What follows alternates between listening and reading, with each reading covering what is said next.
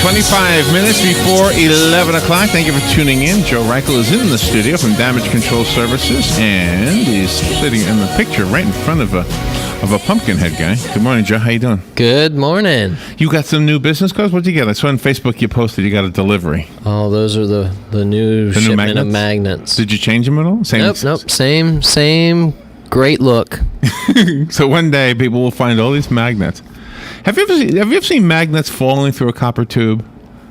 Have you ever seen that experiment? Haven't. No. They're like slow motion. It's like like gravity on the moon.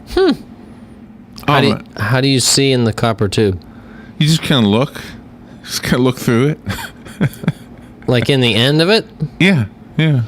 Like I'll have to find it for you. Okay, I've got to see this. Sounds interesting. Magnets through a copper tube. Okay. So which has I'll YouTube that. Or nothing to do Google with what you're here for. So anyway, how you doing? I am wonderful. What's your current project? Well, this morning I met with a prospective client and give him a proposal for a commercial renovation. No damage. Future location. No, I didn't do any damage this morning. Then right after that, I went and spoke with Diana Holder, Holder Insurance, and we out in Timber Ridge, out West 200. Out Timber Ridge out there, we met with a group of homeowners, probably about 40 to 50 homeowners. I didn't take a count. I took a picture. I have to count the people. But we did a homeowners roundtable discussion. And with that, we talked about disasters and basically how to be prepared for them, a lot like we talk about here on the show. And then Diana went into, as I left to come here, she was starting to talk about different types of disasters and how to be prepared for these on the insurance side. So it was a really neat. And you said before, and I was going to say, knock on wood. We're all prospective clients. Yes. Knock on wood. I mean, every one of us is any minute going to find out that we need you. We need services of somebody who can fix things. And we hope that this never happens. And there's a lot of homeowners that never have disasters. But then we're working for a client right now, and this is his third claim, third insurance-related claim that we've done for him. 2 trees on his home and wow. one a plumbing leak. So. These are things that they happen. Unfortunately, these disasters happen, and you've got to be prepared. You've got to know what to do, and that's kind of what I was going with this group of. That's a good idea though, for a group to get together, become familiar with just in case you need me kind of stuff, And, right. I was surprised in this group of homeowners, and we talked all about different disasters and how to be prepared for them, and what to do in the event of. And we were talking about having a to-go bag, for example, being prepared and knowing what to do. Everything from having an evacuation route plan to having supplies and things ready that you could grab and go. And in this group, I was very surprised. No one had a to-go bag. No one was ready for this. And one lady even said to me... Do you have one? Actually, I have 3. You do? I do. I have none. I'm with them. Okay. I don't have one either. Okay, so here's what happens. Let's just say... I need a to-go bag. You do. Let's just say, for example, that a disaster is coming to this area. It isn't, that I know of right now, but let's just say a hurricane is heading this way. It is expected to hit us, let's say, 5 days from now. In the next 5 days, people are going to be scrambling to get prepared for that. They're going to be going to the store. They're going to be getting foodstuffs and batteries and flashlights and plywood and different things to prepare their home. Everybody is going to be scrambling. Those that are prepared already are already ahead of those people. Yeah, you don't have to go to the store and wait in lines and hope that there's still supplies there. Okay, let's just say, for example, that An evacuation has been called for this area, and they are suggesting that everyone evacuate. We are getting a Category 5 hurricane coming directly here. Those of us who have to go through our home and pack a bag and get all of our medicine around and get all of our emergency contacts for our insurance and get money gathered up or get clothes and get food and get water for the family. We're going to be behind all Really the good people. advice. We're going to be behind all the people that are already on the highway heading north. So whenever things start getting jammed up, we're going to be stuck on the road. And a lot of times I've had people, even this morning, a lady told me, she said, if a disaster is coming this area, I really feel that my home is the safest place to be. Okay, it might be a really safe building, but let's just say it is a Category 5 hurricane where it's mandatory evacuation that's coming directly here. Or let's just say that something has happened. I hope it never does, but let's just say something happens at the nuclear power plant in Crystal River that is, what is it, from here 60 miles? We are well within the range. Probably not even. Right. I betcha. Well within the range of being in a disaster area. So if there's emergency evacuation, those of us who are ready to go immediately are going to be prepared and ahead of all of those that aren't ready. And that's what I try to Good advice. to help people to see. And, that's not even worrying about fixing or repairing. And, one lady, she made the comment that she wants to, that way she can protect her home. Your life is more important than your home. Yes. They're your possessions. All of that can be replaced. One thing you did mention, though, in the things to prepare, and I want to just go back to it because I love everything you just said. It makes a lot of sense, and now I'm trying to think, what kind of bag am I going to use? But you mentioned plywood. You could use that Steeler bag that lady's carrying. I like that. She's here. The plywood, the idea of putting boards up on your windows before you leave. Right. Some people have, and you maybe mentioned this, I'm having a vague memory that maybe this came up once before, but they have it already prepared. So Yes. there's already latches or something there, so it's just a matter of, and they're numbered. Right. Like number 1 goes here. Sometimes people get these storm shutters or pieces of plywood. They're already cut to size. They're numbered exactly where to go. They've already got either some sort of fastening system like screws already ready to go in, or there's different types of clips that can be used to hold plywood in place in the event of a disaster. So they're ready to go. They've got it done. It can be done installed rather quickly. We need that here. Yes. This large window right here, it would be very good to have it. I don't know if the mall has that for the doors. I would assume they would. I worked at an assisted know. living facility, which is now Emeritus, used to be Park Place when I worked there. Right. And I remember there was a storm coming, and they had it all set up. It was prepared. All I had to do, I wasn't the maintenance man, but I helped, and went back into this shed, and all these boards were already in there. That's how I knew the numbering system, and number 1 went on number 1. It was easy. Snap it in place, and you're done. And then we had to move all the people out to another place, obviously. Yeah. Of course, nothing happened, thank goodness. And that's the thing too. If you have family members who are in a situation where they are handicapped or they have difficulties in mobility, knowing having a plan in place for them as well. Yeah. Being able to take care of or get family members out of an area that, elderly family members out of an area is something that, people need to consider and not just wait till the last minute.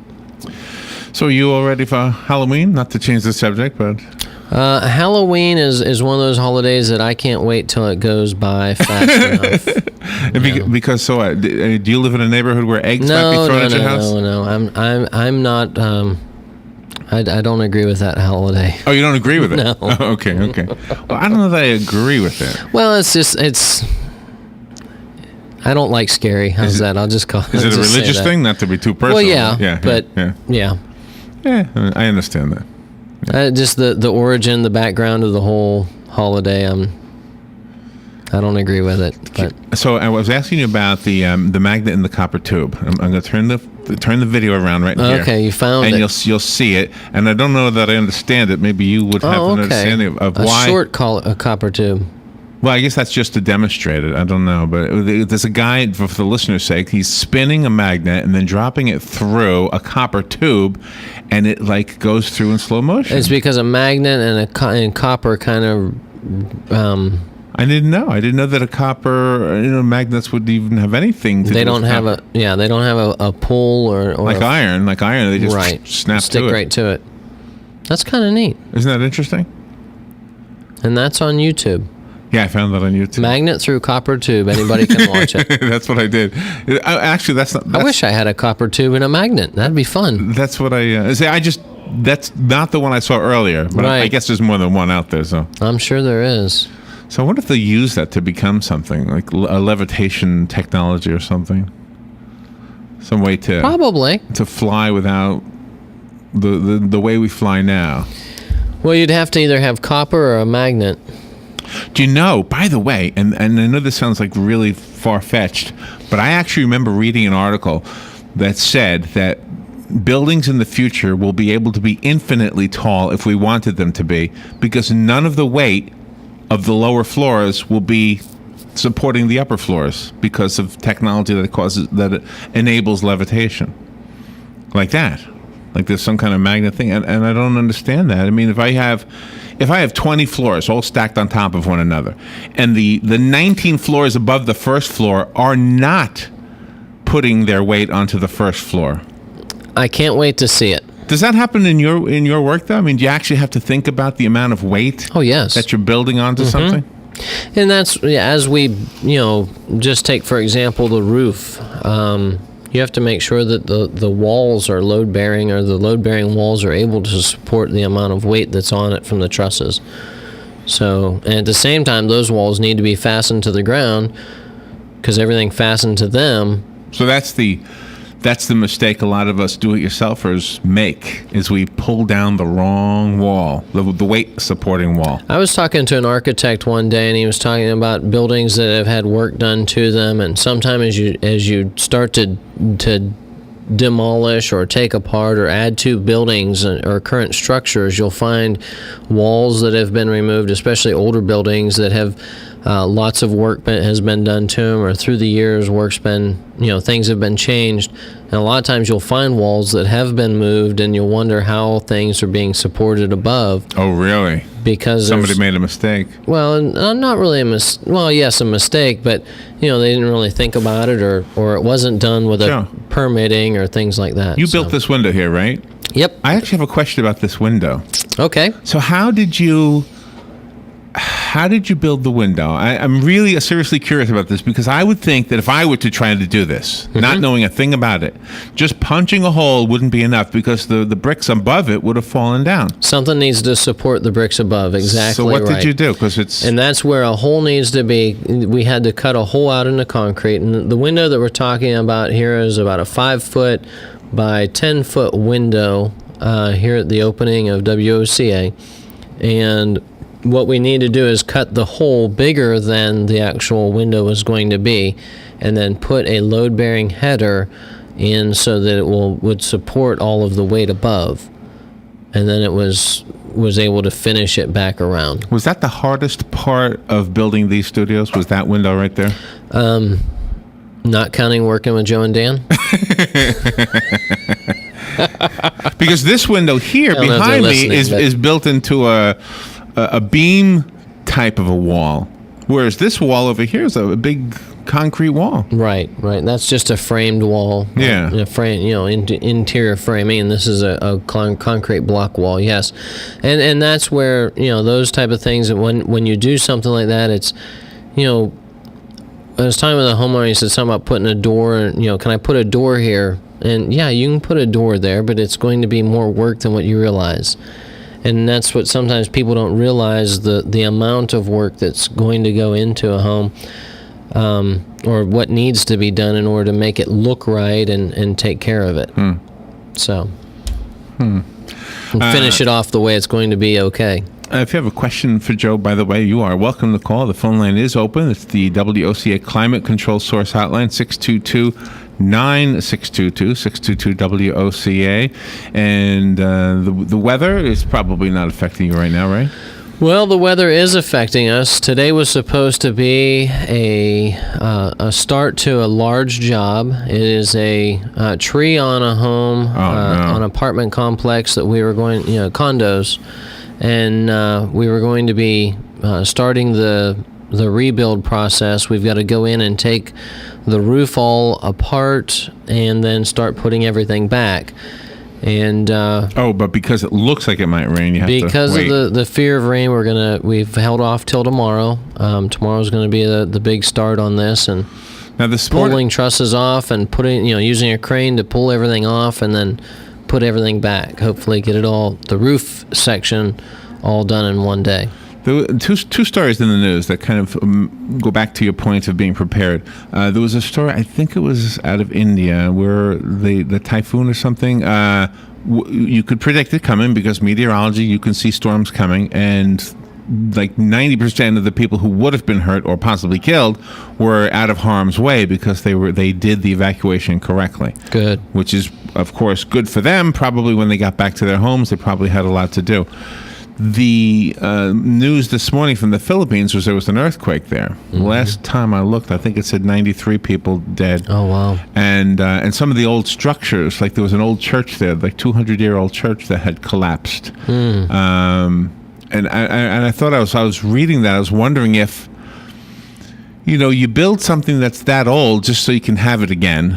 It's been around so long. That's got to be a task. And not that you've ever come across something like that, but you never know. I mean, we live in an area there. I mean, we do have our share of older buildings. Well, and that's where the historical downtown historical area we have here. They work very hard. The Historical Ocala Preservation Society, HOPS, I believe, yes, is they work very hard in order to keep the downtown historical area looking beautiful. Historical and keeping that feel. Do you remember when it wasn't looking nice? I mean, this was a long time ago now, 30 years maybe? No, that was before my time. But those folks, I mean, and I remember, gosh, I do remember like in the 70s, people buying those houses and fixing them up. And I guess it was a big deal at the time. Yeah. It was a good investment, especially now if they held on to them this long. But, right.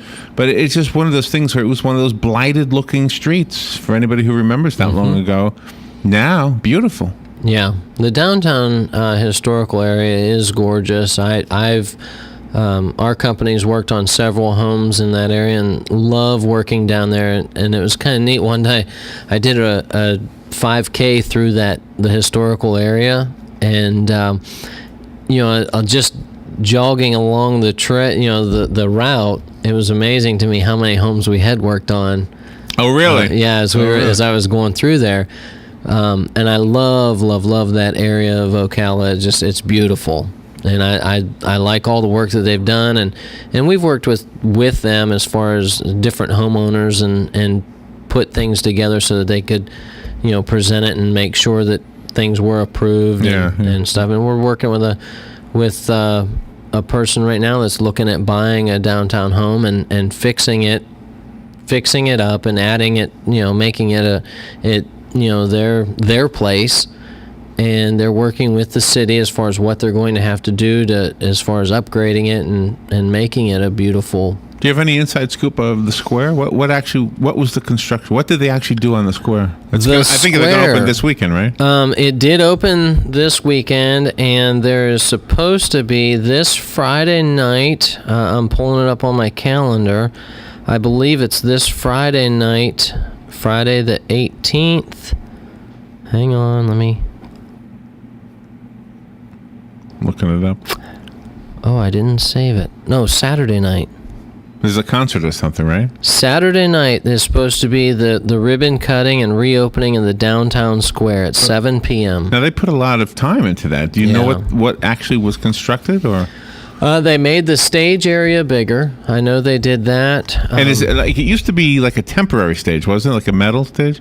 Yeah, there wasn't. So now it's more permanent, maybe? Yeah, now it's it doesn't give any details on here, just the reopening is what it says on what I have. But they made a permanent stage area. I believe they fixed the walkways that were having problems maintaining. Supposedly they fixed them so that they weren't going to have any more problems with them. Oh, and okay. it's a really cool star in the very center of a brick star that it has different colors of bricks. Oh, really? Yeah, I walked through there Saturday night just to see what it was, but it looks really good. Huh. I can't wait. So this coming Saturday night, 7 o'clock is the ribbon cutting. We're going to do a CEP ribbon cutting there Saturday night. You know what I did on Sunday? I went to Silver Springs for the first time since it's a state park. That's beautiful. I loved it. I thought to myself, wow, because a couple of years ago, Robin and I went to we went to like 60-something state parks over the course of a year. I remember that. Yeah. Trying to raise money for the Literacy Council. And I'm telling you, I think Silver Springs might trump everyone we saw. Yeah, that is a beautiful, beautiful park. I love kayaking or being on that river. The idea that you River. can. Have you gone there since it became a state park? I have not. So you can now kayak right there. Right. And that's it was so peaceful, just beautiful. It's just, I don't know. It's a neat place. I don't think it was a real gem. Bad decision. I think it was a good decision. Yeah, real gem. And now we have that here. Once it opens up to swimming, guess what? Hello. This is going to be the most popular place to go for a picnic or for anything like that. Probably. I would. And it's close. Exactly. It's right here. Exactly. The other you have the Rainbow State Park. Beautiful Rainbow too. River, yeah. Beautiful place to go. This one might trump it, though. I don't know. See, I'm thinking about doing the beaches. You did the state parks. I'm thinking about going to all the beaches in Florida. I want to do that. Google hired some guys to walk the beaches with one of those 360-degree cameras. Right. So you have a beach view. I don't know what they've gotten up to. I haven't checked it out to see if it's online yet. But wow, that would be cool. That was their job. A tough job. Walking the beaches. Walk the beaches. It was two I guys. need a job like that. Yeah, you wouldn't want to do that. Why not? Because you're smarter than that. How much does it take to walk with a camera? I would be okay with that. You're walking on the beach. What's wrong with that? After a while, though. Cameras are very important with what I do. I take lots of pictures of different, of all of our disasters and what we're doing. So, pictures is, I love taking pictures. I think in the posts that you make help us understand what you do. I get especially the before and after. I have a lot of people tell us that, and I didn't realize you did that, or I didn't know you guys did new construction, or I didn't know you right. mold. I've had people say that, and and that's where a lot of what I do as far as the pictures that we take and different things, the things that I do post on Facebook or on our different stuff, that I post it so that people do not only realize what we do, but it stays top of mind, because it like we've often talked about, disaster, you don't know when you're going to have one. Right. So you have 3 just in case bags? I do. What do you call them? Not just in case, but what did you call them? Go bags. Go bags. Yeah. Now, why don't you just get one big one? Well, I have one bag that is set up, and it is designed. Basically, if I have to go to an area where I'm going to be working, and it's set up to work, as far as to help others in a disaster situation or in need, help those that are in need. I've got a bag that's set up for me, and it has my clothes and things like that. It's as far as I'm leaving an area, I've got to evacuate. And then I've got a bag set up with food. Do you own a fire extinguisher? I do. See, I don't. Yeah. Where do you buy a fire extinguisher? Sears? I believe, Walmart. Sears probably has them. I would think so. As I'm looking across the way to Sears. My peripheral. Yeah. I would think you could buy a fire extinguisher at Sears, and that's something that I bet you. Every homeowner should have one. Every homeowner should know where they're at. Everyone in the home, all of your kids should know where the fire extinguisher is. If you have one in the kitchen or in the garage area, and I would recommend even both of those areas. And make sure that, and it just needs to be one of the smaller home type use ones. You don't need one for one of the large ones. I mean, if you want a large one, it would be good to have. Yeah, right. But when you were speaking to the people, was it this morning? Mm-hmm. We never even talked about fire extinguishers. That would have been a good one to mention. I'm gonna make a note of that. That is not a bad idea. No, it's a very smart idea. I don't have one, and I don't have a to-go bag. What else do I need that I don't have? Do you have a fire alarm or a smoke alarm? Well, we've talked about I those, have it on my wall. Okay. Let me guess, it doesn't have batteries in it. I don't know what it has. I haven't tried it ever. Yeah. Make sure your batteries are current in your fire alarms too, smoke alarms. All right. So that okay. So we're coming up on that time of year where we change the clocks. Yes. And usually we get some to give away. I think I gave one to you to give away. Yep, we gave away one on the show. Back when you did the show with Rob. He bailed out on you, though. Yeah, Rob works now. Yeah, I remember that. My brother-in-laws, Mike and Rob, both work so that I can do the radio show. So smoke alarm / CO2 alarm. I think that's what that one was, right? Yeah, carbon monoxide. Let's see. I don't have a flashlight. Flashlights are good to have. A wind-up radio I should have, too. Right. A weather radio. The weather radios are always important. You never know when these storms are coming through. It has to be a wind-up type. No, the regular weather radio, just as long one as that you plug in? Yeah. And most of those have a battery backup. So you want to make sure that you have batteries. You can keep in the, and keep it up to date and powered up in case of disaster. So, well, I think we went over. I wasn't paying attention. We're having so much fun. Well, I made up for the time I wasted talking about a magnet and a copper tube. There you go. If you need to call me, if you have a disaster, 352-817-6574, or you can email me, joe@damageflorida.com. And I have magnets, so send me a message, 817-6574 or joe@damageflorida.com, and I'll get you a magnet. Put that magnet on your refrigerator. When you or somebody you know needs help, you will have Joe's number right there. All right, it was fun. Always fun. It is. Fastest half hour of my day. All right, we'll take a little break and be right back.